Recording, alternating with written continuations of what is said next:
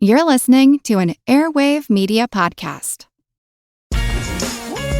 Refreshing wild cherry cola meets smooth cream. The treat you deserve. Pepsi Wild Cherry and Cream. Treat yourself. LinkedIn is pretty great at a lot of things, like helping you tap into the latest trends and insights in your field. We cannot stop your coworker from tapping her pencil. LinkedIn can help you find new jobs that align with your career goals. We cannot help you find the source of that weird smell in the office fridge. Ew. And while we can't stop your coworkers from bringing their hobbies into the office, LinkedIn can help you bring your career to the next level. LinkedIn is the network that works for you. This episode is brought to you by our Patreon members. Thank you so much. Join our Patreon for extra episodes, interviews, extra content, and to help support the podcast and help us continue to do the work we do. Go to patreon.com/ancienthistoryfangirl to learn more. What if these queer, sapphic, pagan witches won? Wouldn't that be fun?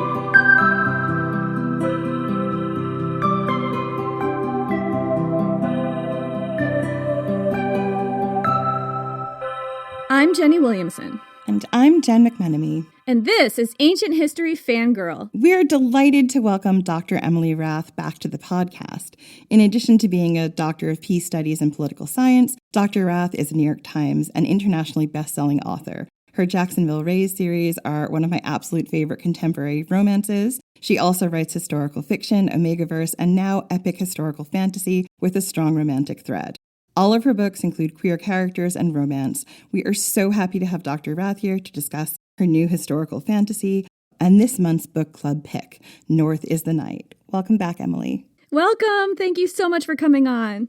Hello, thanks so much for having me back again. Listeners may remember that we had Dr. Emily Rath on the show to discuss Project 2025 a few months ago, and now we're having her back to discuss a more fun topic. Yes, slightly more fun. We still do have the elements of like Catholic Church overreach. We noticed the theme. We noticed the themes, right? It's one of the things we cover a lot in our podcast. I've just done a 3-part series essentially bashing Christianity for ruining Artemis for everyone, forever.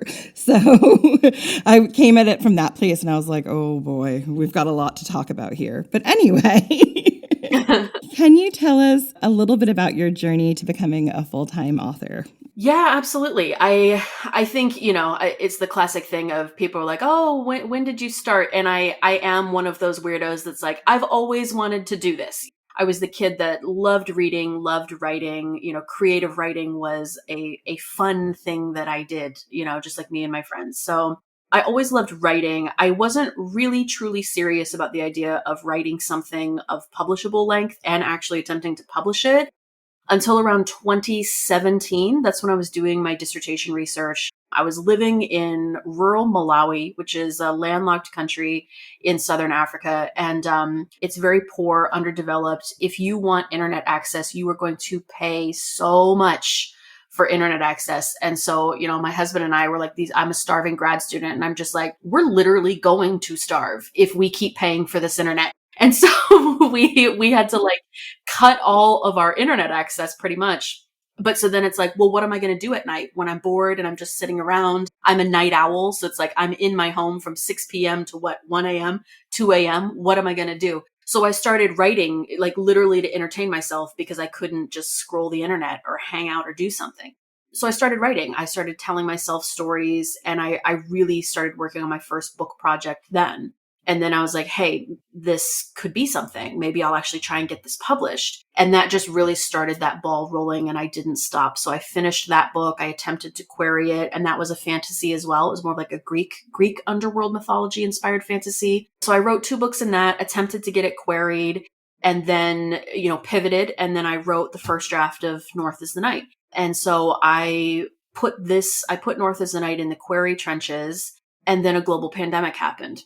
And so here I was as a university professor, trapped in my house. The world's on fire. There's a pandemic. I was teaching classes like politics of genocide. And I was like, I need some joy.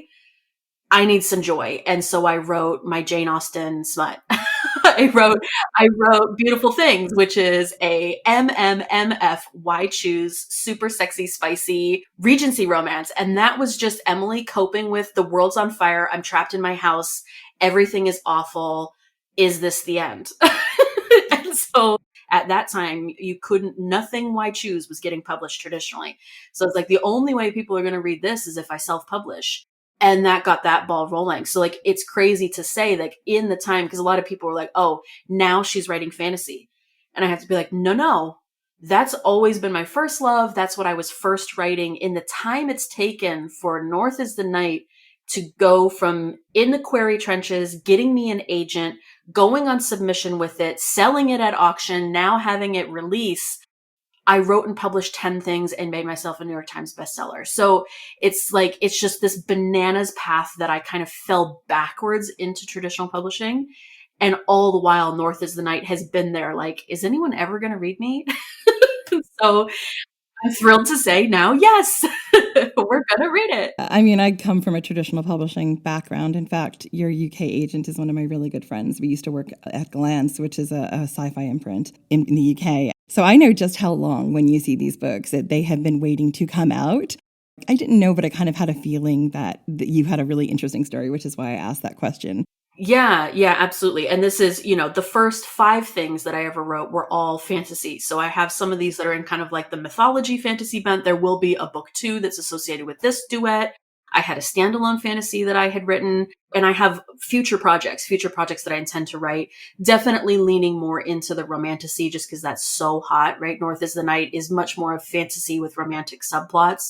But yeah, it's always been a first love of mine, both as a reader and as a writer. So it's just been fun for people to see like, oh, now she's doing fantasy. And I'm like, I've always been doing fantasy. It's just, that's how long traditional publishing takes. That's fantastic. And it's so fascinating because I knew your work mainly through Jen just loves your contemporary hockey romances and has introduced me to them. I haven't gotten a chance to read them yet, but I will. But that's what I know you from.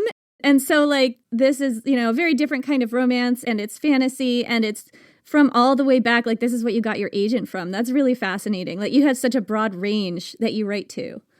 It's a journey. It went through some heavy editing. So the first version of it, I say that I really kind of like, I learned how to be an author with North, like little A author and big A author. So it's like, I learned how to be a little A author with North in the sense that it was only the 3rd thing I had ever written and finished. The editing journey that it's been on, it started in 3rd person past. Now it's 1st person present. So much had to change in terms of arc and story and style. The little A author aspects of it taught me to be a little A author. And then that big A author of like the business of traditional publishing, because this is the first book that's gone through every single one of those steps. So North and I basically have kind of like grown up together in this business and in this industry. Like, if you want to understand the fullest version of the arc of where I started and where I am now, it really is encapsulated in the story of this one book. I mean, North is what made me come out. Like, my queerness is rooted in, I had to come out to let North breathe, because even in my early beta processes, I had beta readers that were like, this isn't your story to tell, because they didn't know I was queer. I had not even like 2 of them were my cousins. I had not admitted it to them. So I was on a video call with my friend who knew, and my 2 cousins who I had never been brave enough to tell. And so my friend is texting me on the side, and she's like, did they not know? And so she left the call so that I could come out to my cousins, because, and that was in the middle of where we had all of the different things of some of those YA authors that were being outed. People were trying to cancel them for writing queer stories that weren't theirs. And then they were having to out themselves, losing families, losing communities, losing job opportunities. Like, it's that double-edged sword of the own voices when it comes to queerness. But yeah, it's like, to write North, I had to come out, because I wanted people to trust that the story I was telling was a story I could tell. And so in all senses of the word, North really is, I grew up with her. I grew up and I came out, and all of the things happened with this one little book. I so relate to that. I'm also bisexual, and I have an idea for a lesbian romance, like a sapphic romance. And I'm really excited to write it like I am out, but I think about that a lot. Like if I wasn't ready to come out, like if this had been a few years ago when I didn't feel ready to talk about this online, like that's really tough. Yeah. It is hard. And I don't think I was ready. I think I kind of stumbled. I think I stumbled my way through it a bit. There's no one way. Some people that are just so confident and they're like, I'm here and I'm queer or whatever. I was really kind of like, stumbling is the best word for it. I stumbled my way through it, but just feeling so sure that I wanted to tell this story. And I was so afraid because of the things that were swirling in social media. It was happening a lot on Twitter at the time of people really trying to cancel authors for doing own voices and then forcing those authors to out themselves. And it scared me, because it's like, I don't want to get canceled. And then it almost starts to feel like, oh, well, now I'm queer. Let me admit to the being queer. And then people are like, well, why didn't you just admit it? Why aren't you standing in your truth? It's like, it felt like there's no good way. And it's like, someone's always going to complain about how you do it. So I was like, I have to get in front of this now. And I have to just be saying it from the beginning and reinforcing it and live inside this, whether I want to or not. I'm very proud of the activism I do now. I'm glad of how it turned out and I would never change it. But it was a strange kind of situation of it's not necessarily what I wanted at the moment. I felt forced to do it. Now I wouldn't change it. But it was a difficult time. For some authors, depending on where you live and your family situation, like it might not be safe to out yourself. Exactly. I didn't feel safe where I was. I didn't feel, I was relying on family for childcare. I was relying, there were so many things. So I really tried the only thing that made me feel safe at the moment was the fact that neither of my parents had Instagram accounts. And that's where I was most active. So they weren't really seeing what I was doing because they're not on social media or they weren't on the social media I was on. So I just kind of kept rolling with that. I was multiple books into my self-publishing journey before I realized that my Instagram, they changed stuff with the way stories when Meta took over. So it's like I was posting all these stories to Instagram. They were instantly, without me knowing, linking over to Facebook. So I didn't know that my mom had been seeing everything for I don't even know how long. Engineered the conversation, forced me to come out to her, and then said, love the sin or hate the sin, And so it's just like, this is not what I wanted for this moment in time, but you live and you learn. Now I know. I grew up in a very religious family and, I married quite young and I never had to have that conversation with anyone.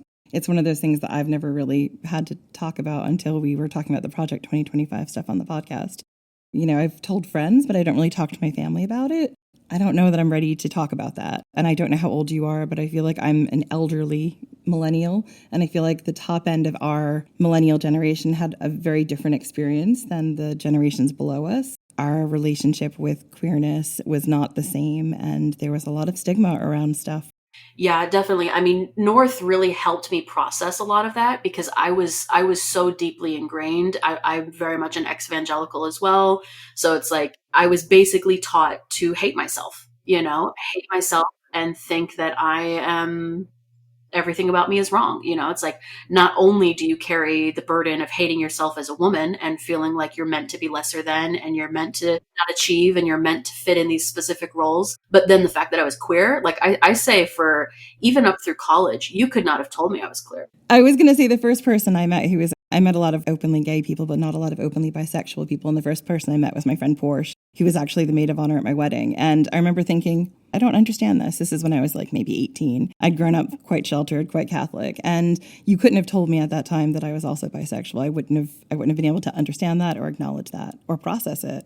Yeah, I think for me, it's North. There's so much of a journey of me exploring the mythology of Finland and just how much the richness that was there and how much they tried to take away with the Catholic Church coming in and crusading and, denying the right to language, denying the right to belief and all of these things. So for me, as this not quite out queer, struggling with her evangelical upbringing, North was this incredibly cathartic experience as it's like, they're the villains, like these Christian crusaders are the villains. And you think of like They had no right to come in. They had no right to demand the changes they were demanding. They had no right at all. And they're so wrapped up in their self-righteousness and their belief in their rightness that they're just literally genociding people for centuries everywhere, And so it was really cathartic for me to be like, all of this questioning I've had and all of these feelings that I've been having. Like, there was a period of time through my college years that I literally couldn't go in a church without crying. It's like if I was in a church, I was crying because I was that wrapped up in feeling like something's wrong.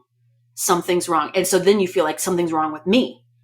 And that's what I was stuck with for a long time until I finally got to this point of like, oh, no, it's not about me at all. It's everything that's around me, And yeah, so I poured all of that into North, and, the follow-up novel really kind of hammers it home because the second book really deals more with the Finns against the Swedes and against the Catholic Church. You see much more of, rather than it be about supernatural forces and gods and goddesses, it really is more about the people and the politics and the machinations, and kind of doing almost like a fantastical rewrite of history of like, what if the gods of Finland rose up and helped the Finns reclaim? This will have come out just after a 3-part arc at the end of our 7 Wonders about the Temple of Artemis at Ephesus. And if you've listened to that arc, you'll know by the time we get to the end of it, everything that was once strong and empowering and feminine and mighty and ancient and sacred about that site was taken away by Christian invaders, by people who wanted to colonize this religion and the women and the roles that they were allowed to have there. Like, you get to the end of it and we're done with the bear goddess, the bee women. All that's left is the virgin whose sanctuary is on the mountain looking down, and whose power is in her suffering as opposed to her agency and protection, which is really sad.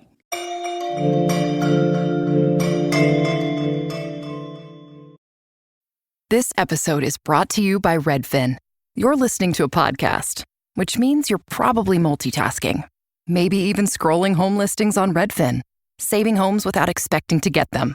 But Redfin isn't just built for endless browsing. It's built to help you find and own a home. With agents who close twice as many deals, when you find the one, you've got a real shot at getting it. Get started at redfin.com. Own the dream. An all-new season of The Secret Lives of Mormon Wives is now streaming on Hulu and Hulu on Disney+. Mom Talk has just been blowing up. Whitney and Jen are on Dancing with the Stars. Taylor is a bachelorette. Saying that out loud is crazy. Like, that is huge.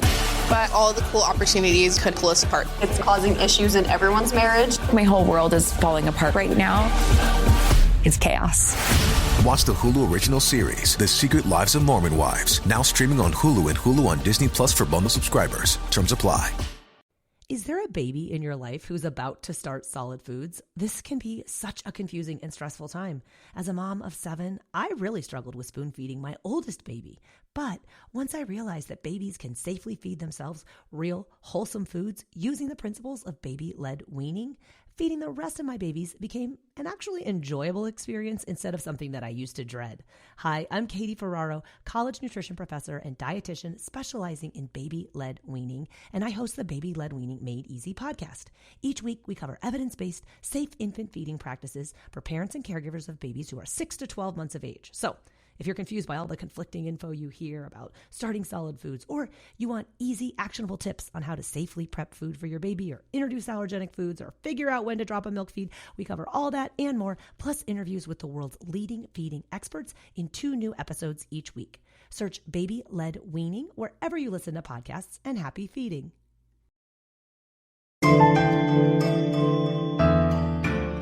Can I ask, because I'm so interested in this time period in history that you were drawing from, Emily, what do we know about this time with the Finns and the Swedes and the advent of the Catholic Church in this area? What was the history you were drawing from? Yeah, so we're looking at 12th century, early 12th century. I think it's like around 1150-ish. early 12th century, you get what we call the First Swedish Crusade. So the Swedes had a few waves of crusading that they did. The reason I kind of picked this as the time period I wanted to look at the most with this crusade is when you get King Eric of Sweden, and he has a very tenuous hold on his throne. Sweden is kind of, same kind of thing of like these warring principalities. He only was able to claim the title of king of all Sweden because the Catholic Church backed him, and even while he was reigning, he had, quote unquote, usurpers that are trying to take his throne away. And he really only kept his throne because the Catholics were supporting him. And so then when the Catholics are saying, we want you to go and invade Finland and claim it for our Christendom, Eric is like, I don't have the time, the resources, but it's like, but I'm beholden to you. I'm stuck with you. You're the only reason I have this crown. So now, sure, I guess let's go do this thing I don't want to do in this place that's not part of me. But you had this bishop named Henry, and he was not Swedish either. He's this British bishop that becomes the Bishop of Uppsala, very vertically thinking of he's just plotting his path closer to Rome. And so he's like, what better entry point to getting up into that level of Rome than to say, I claimed Finland for Christendom. And so he was the one that's like, we're doing this. Eric, get your men. We're going over here and we are going to convert them at the point of a sword. And so what you had, though, was this very fuzzy time in history where we're pretty sure they both went and we're pretty sure they crusaded. We don't know a lot about what happened. The mythology around Henry is that he ultimately ends his life on a frozen lake in the middle of winter in Finland as a righteous Finn named Lally kills him and cuts him down. The Catholic Church has since reclaimed that narrative as a righteous martyr narrative, and he is like the single most important martyr now in the Finnish Christian Church, Bishop Henry. This bishop that came to them and forced conversion at the point of a sword. And so for me, it's like there's so much gray area in terms of like, we're pretty sure this happened, but we're not quite sure what happened. And so I'm like, enter Emily. So it's like, I take this space where we think we know the players that were there. And it's like, what could be more perfect than I get to take these historical figures and put them into this fantastical setting where I say, what if instead of all this bullshit, something different happened? And we're going to explore that together, where the Finns rise up and the gods are on their side. And we have all this myth and magic and amazingness as we get that same righteous moment of Henry getting cut down on the lake with a very different kind of ending and a very different kind of feel about it, So a lot of it is deeply rooted in Finnish history, but it's very much a reimagining and it's very much a fantasy, a historical revisionist fantasy of like, what if these queer, sapphic, pagan witches won? Wouldn't that be fun? Yeah. So book one, we get introduced to the sapphic pagans and we get to see the world and go on this adventure with them and watch them step into their power and really claim who they are. And then book two, they are just in that power, kicking ass and taking names. And there's these other characters that are swirling, and it's a ton of fun. Very cathartic for Emily to write in so many directions, connecting me with my Finnish heritage, being basically a dissertation on my evangelical nowness and my queer coming out story. Like, she really does a lot of heavy lifting. Yeah, I also feel like there's, again, having been very Catholic, I get what you're saying about that feeling of like, oh, yes, can we reframe this narrative? Because there is such a narrative of Christian persecution that's come through the ages that I feel like it's taken us a long time to actually examine what the Christian colonization of other religions and other peoples looked like. And it's really uncomfortable. Like, I've told Jenny a few times, we went to the same college. I was a year below her. And, one of the things I refused to do was take any comparative religion courses. I didn't want to interrogate that while I was interrogating everything else about my life. And it's only, having been married for many years, having been friends with my lovely heathen here, that I've been able to interrogate it and think about it. And, the history tells a very different story than the stuff that I grew up with. And it forces me to look at how you're complicit in a lot of things that we have lost as a result of this narrative we've always portrayed of Christians constantly being persecuted. It's kind of the other way around. Yeah.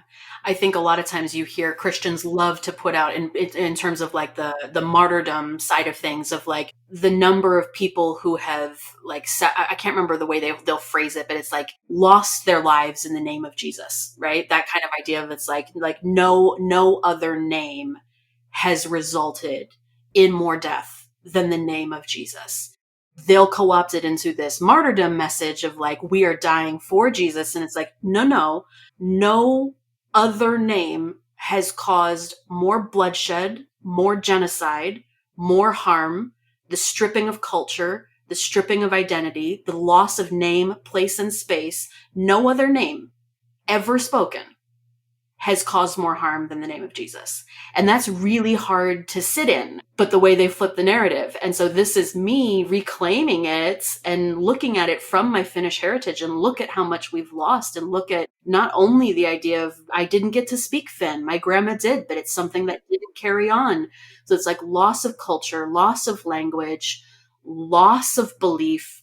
And so it was really, really beautiful for me to unpack these layers, and even just to see all of the nuance that is in Finnish paganism now, where, basically every religion had to do this. They had to look at how can I co-opt myself to exist within Christianity, because it's going to put me in this box. So even things like the fact that Finns already had a notion of the three-part soul. So you think of like Father, Son, Holy Ghost. The Finns had a version of that. It wasn't the same thing, but they also believed the soul existed in three parts: the part in your body, these other two parts, or like birds. The idea of it's like, how they've co-opted birds, and this idea of like the bird brings your soul to your body when you're born. It takes it away when you die. So like even now in Finland, you can go to graveyards and they've just taken the idea of like the bird of peace, like the dove. And they'll use that as a motif on gravestones. So it's like they'll have that on the gravestone, but it's like it's actually a nod to paganism of that bird is sending my soul to the beyond. So whether or not it actually has anything to do with being the bird of peace in a Christian context, it's my roots as a Finn and my belief in how my soul moves on that I have this bird image here, so just little things like that it's like ways that it carries on, or ways that it, even under this oppression, it can continue, and that was beautiful to explore. What do we know about pre-Christian Finnish religious beliefs and mythology? What were you drawing from there? And was it hard for you to get beyond the Christian lens to find it in its non-Christianated form, if that's a word?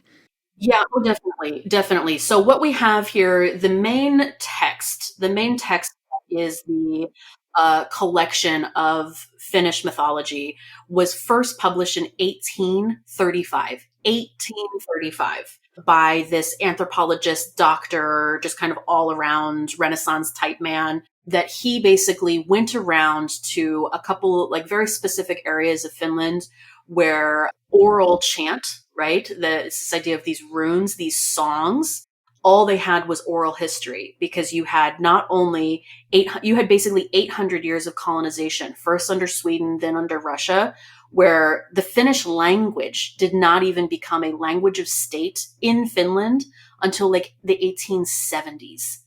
You think of when the US was founded as a country, and here is Finland with all of this history going back to the Iron Age, right? Like, and beyond. And they were suppressed for so long. So, Elias Lönnrot went through and he collected these stories. He listened for hours and hours and hours as these singers sang the oral history as much as they could remember. And he wrote it down. He kind of filled in some of the gaps where he could to give it a little bit more of a story flow. But that's all they had. It wasn't written anywhere. It's just these singers in the 1820s that had all of the knowledge left in them. And so he wrote it down before they were gone. And that's what we have. So the Kalevala is very much, I'm sure, a product of its time, as much as these singers probably tried to remember it as it was told to them and told to them and told to them back. That's really all we have. So there's these aspects of Finnish paganism that we've tried to hold on to. But one of the issues in Finland is that so much of like architecture, you think of architecture, what was all made out of wood, that doesn't last in the same kind of way that things last in a place like Greece, where we have temples that we can try and, reconstruct. If everything's made out of wood, what do? It burns down, it fades over time. So there's a lot of, just by nature of the landscape and architecture, so much of that gets lost, and we'll never, ever, ever recover it. We'll never know how they decorated the insides of temples made of wood, because they're gone. And so much of it was destroyed as well. So sacred sites were destroyed. So there's ideas of they know where some of these things were, but the Christians went in and destroyed them all. And so there's very little left that would be original in any sense, which is very sad. But yeah, so the Kalevala is a main source. And then there's also things, there's a number of sources that I used, books like compilations about magic in particular, like spells, things like that, Finnish spells, Finnish forms of magic. There's a robust history or like a culture for like witches and witchcraft. So there's a lot of things like that I explored. But yeah, it's difficult. There's not a lot of resources. And the other thing too is not a lot of it has been translated out of Finnish. So even as I would be doing research, showing videos, and it would be these like Finnish creators listing off great resources, and they'd be like, well, but that one's only in Finnish. Like really frustrating of like these resources I wish we could have, but they're only in Finnish. And so, yeah, that would be great if we could get someone like snap, someone get over there and translate them into English for us so that they can be more widely accessible.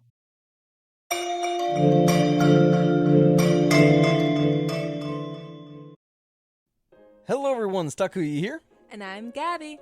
And we are the hosts of History of Everything, a podcast which you can probably guess by the name is, well, it's about everything. Do you want to know why people thought potatoes were evil and would give you syphilis? Are you curious about all the stories of the terrible and stupid ways that people have kicked the bucket over the years? Do you want to hear tales about all of the different badasses of history and the lives that they had brought to life? Well, if so, then look no further. History of Everything is just the right podcast for you. It's available on Spotify, Pandora, and anywhere else that you get your podcast from. Join us for some fun and just see how weird and wacky history can be. No one hates history, they just haven't found the right teacher yet. Or in this case, a nerdy best friend who loves to tell you all about world history, women's history, and weird history. Hi, I'm TK, the creator of For the Love of History podcast, a place for people who want to learn more but don't know where to start, and history lovers who want to break from the mainstream. From rat trials to warrior women, we cover topics from every country and era. Whether you're a history expert or just starting out, there's a place for you here in the Time Machine. So join me every Friday on your favorite podcast platform and YouTube for a brand new topic. See you there. Bye. Throughout history, royals across the world were notorious for incest. They married their own relatives in order to consolidate power and keep their blood blue. But they were oblivious to the havoc all this inbreeding was having on the health of their offspring. From Egyptian pharaohs marrying their own sisters to the Habsburgs' notoriously oversized lower jaws. I explore the most shocking incestuous relationships and tragically inbred individuals in royal history. And that's just episode 1. On the History Tea Time podcast, I profile remarkable queens and LGBTQ+ royals, explore royal family trees, and delve into women's medical history and other fascinating topics. I'm Lindsay Holiday, and I'm spilling the tea on history. Join me every Tuesday for new episodes of the History Tea Time podcast, wherever fine podcasts are enjoyed.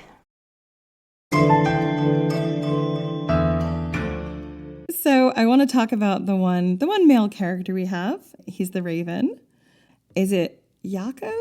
Jaakko, yeah, Jaakko, yep, Jaakko. He's one of my favorite characters. Can you tell us a little bit more about him and maybe about ravens in Finnish mythology? Yes. So birds are huge in Finnish mythology. There are so, like, I challenge you to find a myth that doesn't have birds in it somewhere.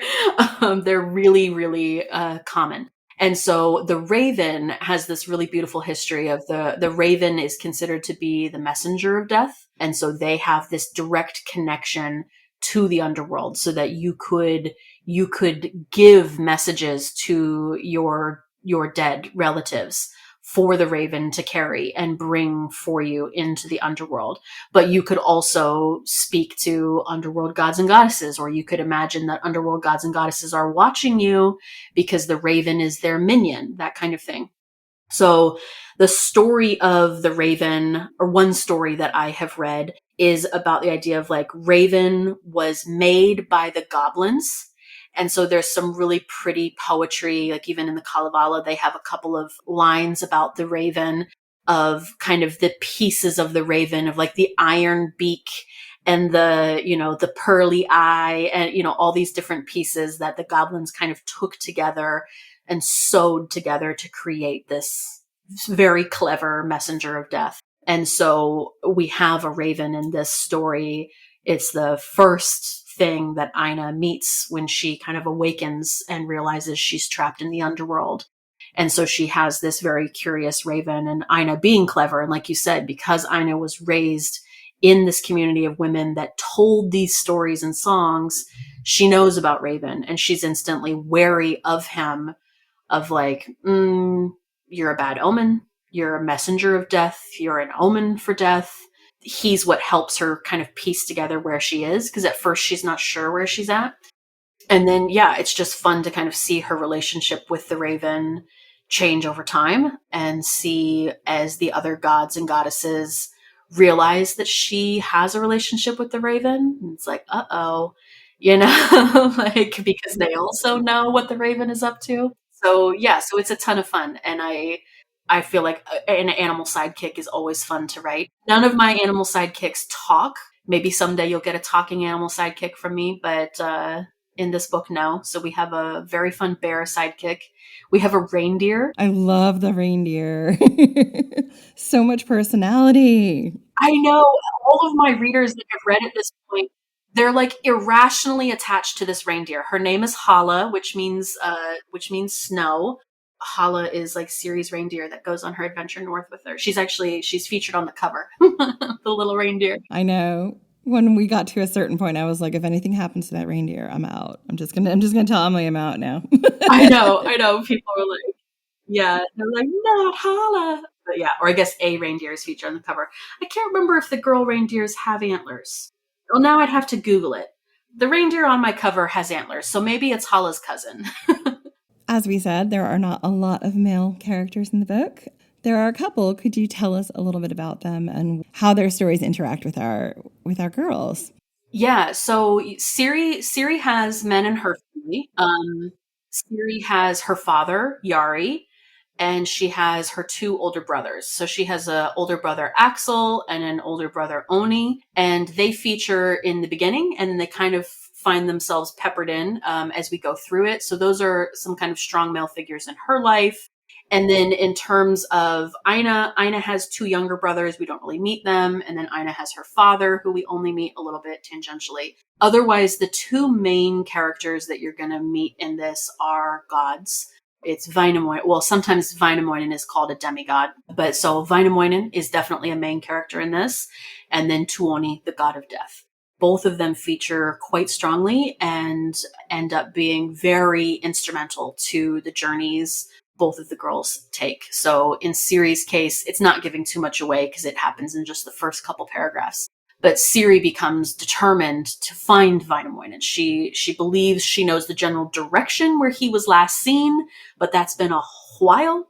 And she just believes, because she knows the stories, she knows that he has been to Tuonela before and he returned alive. And so she's like, well, if he can do it, I can do it. He'll teach me how, but I have to find him first. And so as she's going on this journey, everyone's like, you're not going to find him. Like a shaman who's lost is choosing to be lost. You're not going to find him. So she's just bullheaded enough that she charges north to be like, oh, I'll find him. So Yeah, we get to meet him eventually and kind of explore more of his past and kind of where he's at now and why. And then Tuoni as well. Tuoni is a curious figure. He's also kind of deemed like absent, missing. Where is he? What's he doing? And then we figure out what he's doing. And Aina does. And we go from there. Not to give away too many spoilers. And scene. We wrote a book about women in world mythology, and we couldn't include everyone. And I wanted to know, who would you want us to have included in that book if we could have? Like, one person everyone should know, a female or femme character from Finnish mythology that everyone should know their name and tell their story. I think if you were going to include one, my gosh, because we've already talked about there are so many. There are so many goddesses in the Finnish pantheon. I think if you had to just pick one that comes up a ton in the Kalevala, and I kind of chose to interpret her in one way and not the other, is the goddess Louhi, Louhi. In many cases, Louhi kind of becomes a version of either Loviatar, the goddess of illness and death, that sometimes she's considered one and the same. Or Louhi is kind of like the weaver. Yeah, the weaver. Yeah, the goddess of illness and pestilence. Or she's also kind of a version of Tuonetar. Almost like a combination of like Tuonetar and Loviatar is Louhi. But she's mentioned a lot. The name is mentioned a lot in the Kalevala as being this very powerful goddess witch of Pohjola. And yeah, so she's pretty cool. It's hard because, like I said, there's so much overlap, or it's like you have to make choices of like, how am I going to present these characters that can sometimes have multiple identities? But Louhi's a cool one. Otherwise, I think one of my favorites to write was Loviatar. Loviatar as the goddess of illness and pestilence. She's very cool. I really love her. I didn't think I would enjoy the goddess of illness and pestilence quite as much as I did. Yeah, she has quite a tragic story to her, of being essayed, essentially, and forced to bear 9 sons that are the plagues of the earth. Like, in her rage, she transforms them into these plagues that she lets loose upon the earth. There's a lot of sadness there, and a lot of, rightly so, her feelings and her frustrations. Another one of just like classic, like sky mother, sky goddess would be Ilmatar. Ilmatar being like the all-mother, the sky mother, the first primordial being is this woman that is sky, that is Ilmatar. So she'd be a fun one too. What is your favorite romance trope? My favorite romance trope, it only works when it's queer, because that's how my queer heart loves it. But it has to be slow burning, angsty, pining, friends to lovers, where one wants it more until they both want it the same. So like, basically like your Caleb Jake situation, or the book I'm currently writing, Teddy Henrik, of like slow burning, angsty, why can't he just love me the way I love him kind of feeling. Yeah, until they awaken to like, but I do, so it's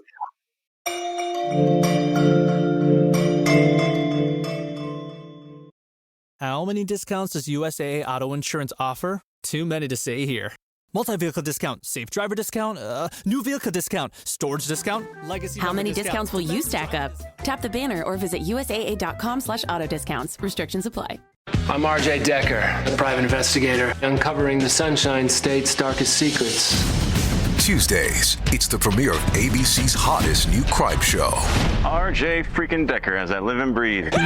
He's a private eye. It's not a standard murder, it's something bigger. And a public mess. Trying to get sent back to prison today? You go to prison one time and suddenly it's all the jokes. RJ Decker, series premiere, Tuesdays on ABC and stream on Hulu.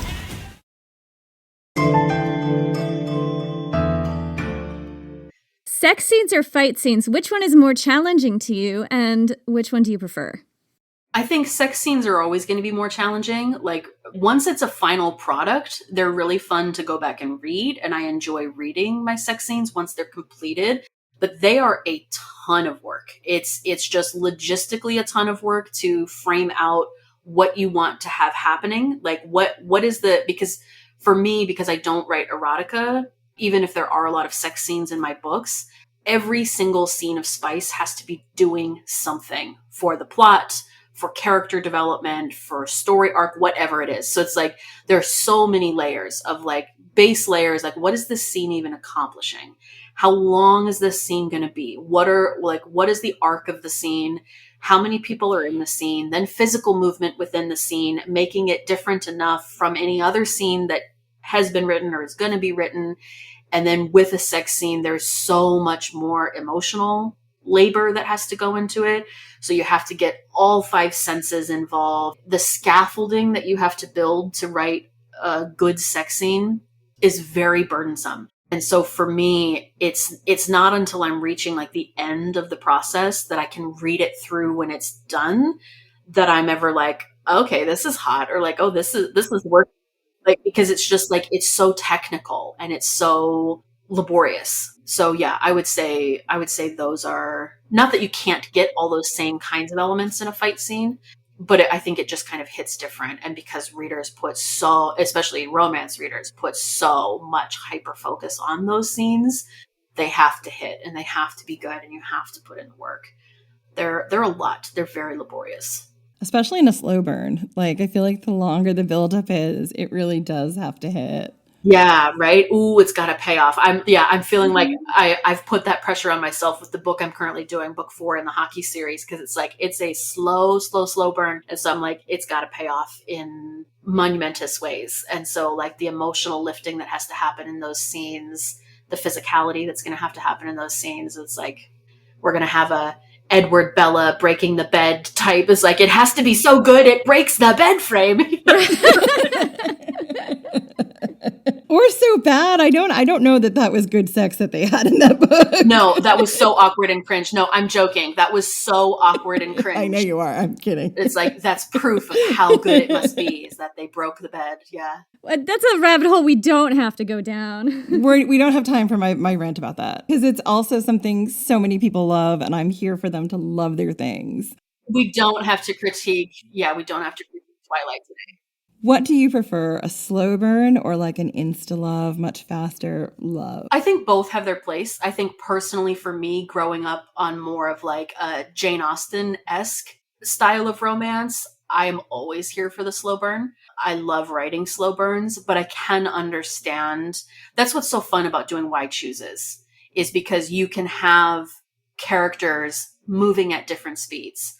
So you can have the two that hook up in a closet in chapter 1, but then we're slow burning the friends to lovers for 80 chapters or for 2 books or for, something like that. Or it's like, I basically slow burned 2 of my guys in the hockey series. I slow burned them for 5+ years. Like, they were in a polycule together, living as a married 4-person unit for 5 years before they're like, by the way, I'm in love with you and it's killing me.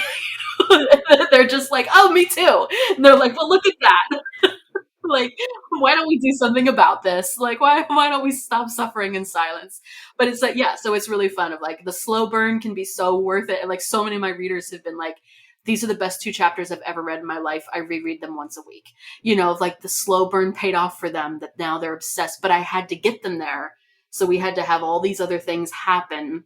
And we had all of this spice in the meantime that gets it to pay off. So yeah, I'm the kind of person that like, I usually will joke about this of like, I will read 170,000 words of a Hermione fanfic, like a workplace miscommunication, slow burn Hermione fanfic, where at 170,000 words, he gives her prolonged eye contact. And I'll be like, dead. I'm dead. It's like spiciest thing I've ever read. He looked at her meaningfully. I've read fanfics like that where it's just like, oh my God, they held hands, and then like you feel the same thing that you would possibly feel at a sex scene in a different situation. It's that button being pushed and that resolution. But is it real? Is it not real? Can I trust it? Yeah. It's like the first time you get meaningful eye contact that you're just like, say less.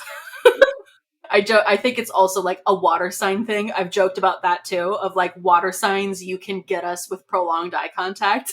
Like some of these other signs out here are like, no, I need sex on the page, but I'm just like, give me meaningful eye contact. Give me a hand twitch.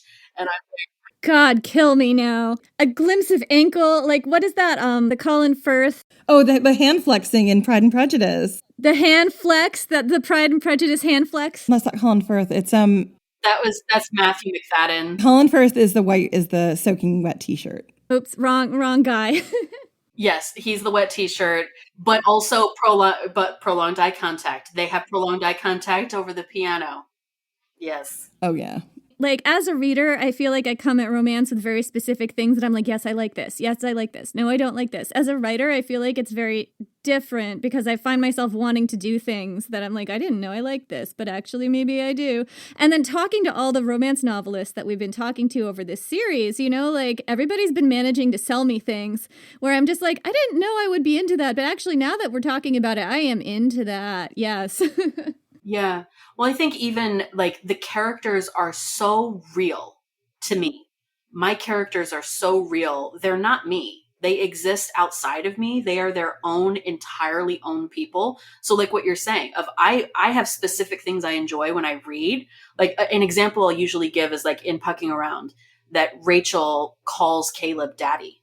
That is a hard no for me. I would never in my romantic life ever refer to a romantic partner as daddy. It just would never happen. But that I'm not Rachel. And like I wrote that, but it's like, no, that's Rachel. Rachel chose to have that dynamic with him and it works for them. I would literally never. But so it's just kind of interesting. It's like, and I don't like to read that. As a reader, I don't like to read it. But Rachel's not me. That's what she chose, and I wrote it. Which feels very surreal to say, but it's like, no, that's how this is. She's not me. That was her story. It's a huge misconception. I've seen people talk about this. Reading romance is just like reading some author's personal kinks and sexual fantasies, and it's like, not really. No, it is not. No. I write stuff I've never tried. I'm sorry to say. I'm sorry to burst that bubble for people. I write stuff I have no interest in doing. I write stuff that I've tried and didn't like and won't do again. But it's not me, it's them, you know? So it is just kind of like, no, you know, or you'll get people that are like, oh, you must be so dissatisfied. Like the only reason you're doing this is because you have to be dissatisfied with your own pathetic sex life that you're imagining a different one. And it's like, maybe that's your problem. That's not my problem. Like, yeah, it's like, it's either I'm a kinky hoe that does everything in my books, or I'm desperate and sad and have never tried anything in my books. It's like, you can't have both. Like, which is it? And I feel like other authors don't get this. Like, are mystery authors being asked, well, you know, what does murder play in your personal life? Did you write this because of your own experience hiding a body in a fridge? Right, exactly. Like, what do you know about that personally? You have to just kind of make peace with it and slough it off, and they're going to ask the questions, and I sometimes answer, sometimes cheekily, sometimes honestly, depending on how the mood strikes me. Yeah, it's one of those things where the book I'm working on is supposed to be finishing. My sister-in-law and my brother are massive wrestling fans, and she keeps going like, I can't wait to read this. I can't wait to read this. And I'm like, I don't think anyone in my family can ever read this book. Like, this is just filthy. Like, you don't need to read this. This is fine. It's just, it's not the first book I would want them to read that I wrote. Like, they don't want to read the nonfiction I write. But, you know, this, they're all like, ooh, let's see how raunchy Jen is, you know? I'm like, I'm not. This is just the story I'm telling. This is what people want to read in romances. And now I'm red.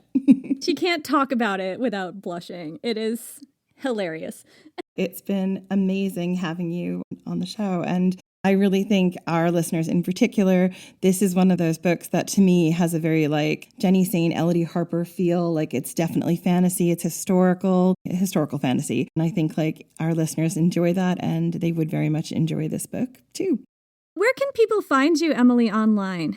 Yeah, so there are a couple of main places. I'm most active on Instagram and TikTok. So I have my Instagram handle is Emily Rath Author. And then my TikTok handle is Emily Rath Books. And then, I mean, I have website, I have all those other typical places you can find me. When will this publish? When are we planning to post this? I think you're the December author, right, Jen? It's mid-December, yeah. So in that case, I can also say welcome, because in December I'm launching my Patreon finally. So you'll also be able to find me on Patreon. And so it's really in my quest to kind of change my relationship with how I've been interacting in social media spaces. I feel like the time is now. The time is now, and I really, as there's so much uncertainty, not knowing what's going to be happening, whether or not I'll be able to host my books in certain places, right? Like, who knows what they're going to do to romance novels with Project 2025. We've talked about having a Patreon for writing too, because it makes a difference.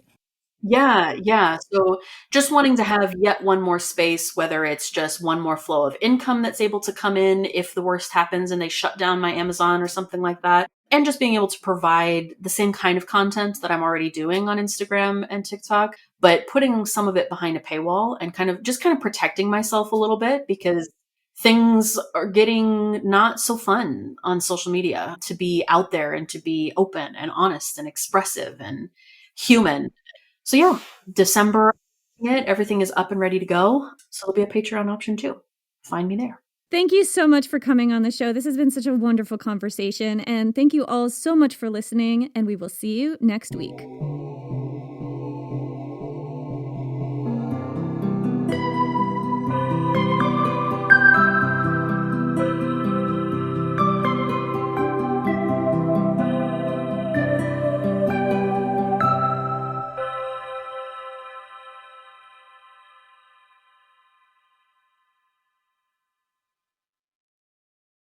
Ryan Reynolds here from Mint Mobile. I don't know if you knew this, but anyone can get the same premium wireless for $15 a month plan that I've been enjoying. It's not just for celebrities. So do like I did and have one of your assistants switch you to Mint Mobile today. I'm told it's super easy to do at mintmobile.com/switch. Upfront payment of $45 for 3-month plan, equivalent to $15 per month required. Intro rate first 3 months only, then full price plan options available. Taxes and fees extra. See full terms at mintmobile.com.